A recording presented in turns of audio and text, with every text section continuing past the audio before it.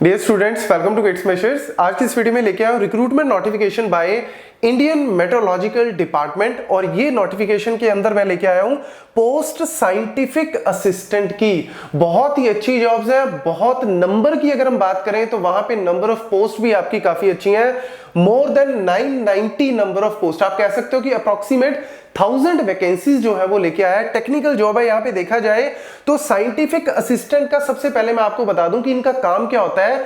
इनका काम होता है कि जो साइंटिस्ट बी की पोस्ट होती है, साइंटिस्ट जी की पोस्ट होती है, जो साइंटिस्ट लेवल पे ऑलरेडी काम कर रहे हैं उनको हेल्प करनी, प्रोजेक्ट्स में, डिपार्टमेंट्स में उनको हेल्प करनी जो है वो इसका बेसिकली पर्पस होता है। हाँ, ये है कि बाद में आप इंटरनल डिपार्टमेंट्स के एग्जाम्स वगैरह देके आप उन कैटेगरी पे भी पहुंच सकते हो। तो यहां पे इनिशियल लेवल पे हमारे पास ये पोस्ट है साइंटिफिक असिस्टेंट की। तो अराउंड 1000 जॉब्स है, काफी अच्छा नंबर है। तो डेफिनेटली स्टूडेंट्स को यहां पे फिल करना चाहिए। जो जो इंपॉर्टेंट पॉइंट्स है वो फटाफट से मैं आपको बताता हूं। तो सबसे पहले अगर हम बात करें, ऑनलाइन जो इसका एप्लीकेशन वो ऑलरेडी स्टार्ट हो चुका है और 18 अक्टूबर तक इसका जो है वो आपकी लास्ट डेट है। देन अगर हम बात करें ये ऑनलाइन आपका एप्लीकेशन फीस की, ऑफलाइन चलान की क्या डेट है, ऑनलाइन फीस की क्या डेट है, वो सारी चीजें यहाँ पे दी हुई है।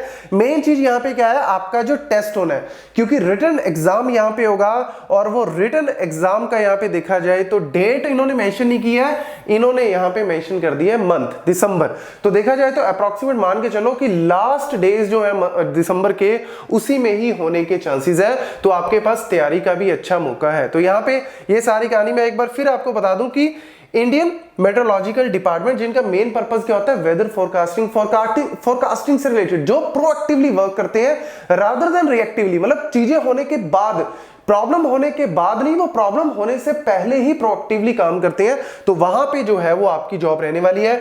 ग्रुप बी की नॉन गस्टेड पोस्ट है, नॉन मिनिस्ट्री पोस्ट है, लेकिन रेगुलर पोस्ट है और पे स्केल यहां पे है लेवल 6 का। इन्होंने पे स्केल मेंशन किया बट लेवल 6 का 7th पे कमीशन के अकॉर्डिंग यहां पे आप कह सकते हो कि ग्रॉस पे की अगर हम बात करें तो ग्रॉस पे आपका 45 to 50K के अराउंड इनिशियल लेवल पे रहने वाला है।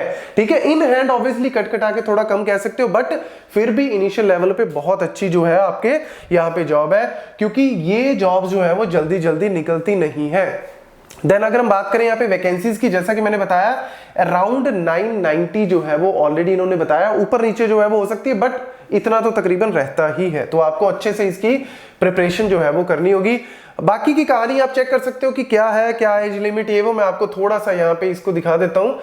एज लिमिट की अगर हम बात करें तो एज लिमिट में यहाँ पे मेंशन किया हुआ है नॉट एक्सीडिंग 30 इयर्स, तो 30 साल से बड़ा नहीं होना चाहिए। यहाँ पे आपकी जो डेट ऑफ बर्थ है वो इसके बीच में होनी चाहिए। हाँ, एससी कैटेगरी, एसटी, ओबीसी, पीडब्ल्यूबी, ये कैटेगरीज में अगर आप आते हो तो वहां पे आपको रिलैक्सेशन जो है वो मेंशन की हुई है। और सबसे जरूरी बात, स्टूडेंट्स जो कि फाइनल ईयर, मतलब अभी इन्होंने एग्जाम दिया है, रिजल्ट में भी आने वाला हो या कुछ भी, जिन्होंने इस बार क्लियर कर लिया अपनी बीटेक, वो भी एक्चुअल में इसको भर सकते हैं। ठीक है, थर्ड ईयर की बात नहीं कर रहा, जिन्होंने अभी मई जून में अपने एग्जाम क्लियर कर लिए हैं, रिजल्ट में भी अभी पेंडिंग हो, तो वो लोग भी इसको फिल कर सकते हैं। एजुकेशन क्वालिफिकेशन आपकी क्या रिक्वायरमेंट है, ये सबसे ज्यादा इंपॉर्टेंट है।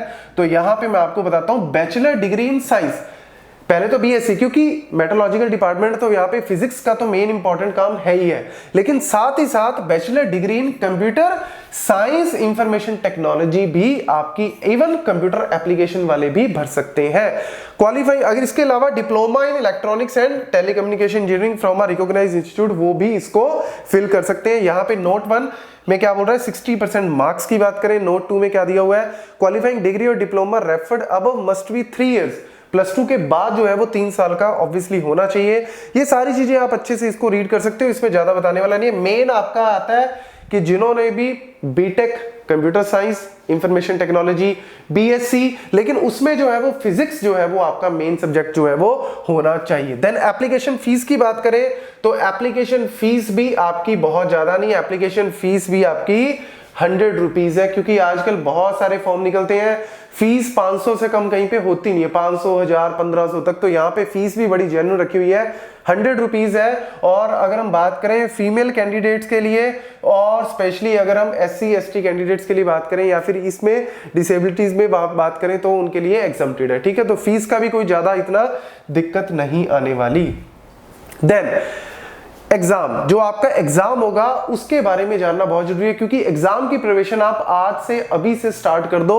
और यहां पे अगर हम बात करें तो 200 क्वेश्चंस आपके टोटल आएंगे। कितने क्वेश्चंस आएंगे? 200 क्वेश्चंस आएंगे। हर एक क्वेश्चन 1 नंबर का है, तो यानी आपका पेपर जो है वो कितने मार्क्स का हो गया? 200 मार्क्स का। करने के लिए आपको कितना वक्त मिलेगा? 2 आवर्स मिलेंगे, मतलब 120 मिनट्स आपको मिलेंगे। तो 120 मिनट्स में टोटल आपको 200 क्वेश्चंस को कंप्लीट करना है। तो टाइम का बड़ा यहां पे कंस्ट्रेंट रहेगा, क्योंकि आपके पास 1 मिनट भी नहीं है। तकरीबन आप मान सकते हो कि मतलब बिल्कुल आपके पास 30 से 40 सेकंड के राउंड आप मान सकते हो कि इतना ही टाइम है क्वेश्चन को सॉल्व करने के लिए। बहुत टाइम का बड़ा कंस्ट्रेंट। और नेगेटिव मार्किंग भी यहाँ पे पंगा है। नेगेटिव मार्किंग में क्योंकि हर एक क्वेश्चन 1 नंबर का है, तो नेगेटिव मार्किंग का कॉन्सेप्ट इन्होंने 1/4 रखा है, मतलब 0.25 की नेगेटिव मार्किंग भी है। अब जो ये 200 क्वेश्चन आपके आने वाले हैं, हर एक क्वेश्चन 1 नंबर का है। इसमें आपके जो पहले 25 क्वेश्चन है वो हो गए रीजनिंग के, फिर 25 आपके एप्टीट्यूड के, फिर 25 आपके इंग्लिश एंड कॉम्प्रिहेंशन, और उसके बाद जनरल अवेयरनेस, जिसमें आपका इंडिया से रिलेटेड सारी कहानी आएगी। तो ये हो गया आपके 100, और रेस्ट ऑफ 100 आपके जो है वो, अगर आपने फिजिक्स, जैसे बीएससी में आपने बोला कि मैंने फिजिक्स की हुई है, तो आपने बीएससी फिजिक्स वाले वो फिजिक्स चूज कर लेंगे, कंप्यूटर साइंस वाले computer science, IT computer science तो एक ही बात होगी, इलेक्ट्रॉनिक्स वाले इलेक्ट्रॉनिक्स के हिसाब से। तो 3 कैटेगरी में यहाँ पे पेपर आएगा।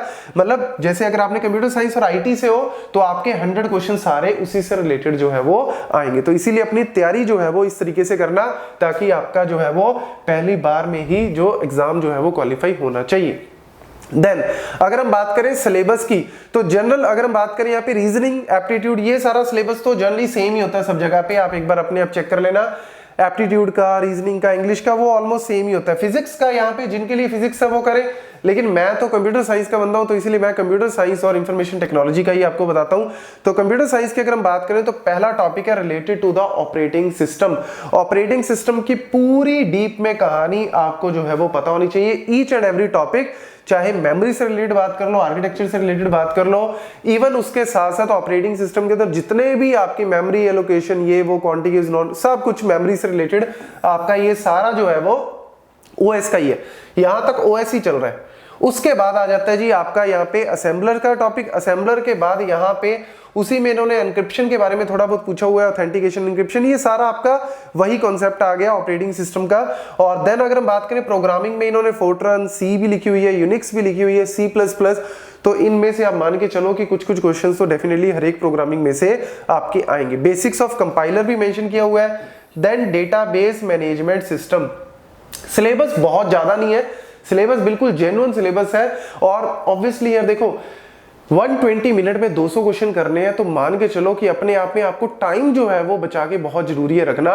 तो आप ये नहीं कह सकते कि क्वेश्चन पेपर बहुत हार्ड लेवल का होगा, क्योंकि बहुत हार्ड लेवल का हुआ तो बच्चे कैसे उसको सॉल्व करेंगे और कैसे एक्चुअल में। और ऑब्वियसली अगर हार्ड लेवल का हुआ तो कट ऑफ बहुत ही कम जाएगी, ठीक है ना। तो इसीलिए मान के चलो इजी टू मीडियम लेवल के क्वेश्चंस आ सकते हैं, बहुत ज्यादा डीप में आपको जाने की जरूरत नहीं है। लेकिन हर एक टॉपिक को, ईच एंड एवरी टॉपिक को जरूर पढ़ के जाना, ठीक है ना। तो ये ज्यादा जरूरी है। देन डेटाबेस वाला आ गया कॉन्सेप्ट। उसके बाद इंटरनेट टेक्नोलॉजी से रिलेटेड आ गया कॉन्सेप्ट। देन हमारे पास ये एक नया टॉपिक है जो जनरली जो है वो कंप्यूटर साइंस वाले नहीं पढ़ते भी है, तो अदर कॉम्पिटिटिव एग्जाम में आता नहीं है, बट आप जो है वो इसको भी नोट कर लो। That is geographical information system से रिलेटेड ये सारी की सारी कहानी।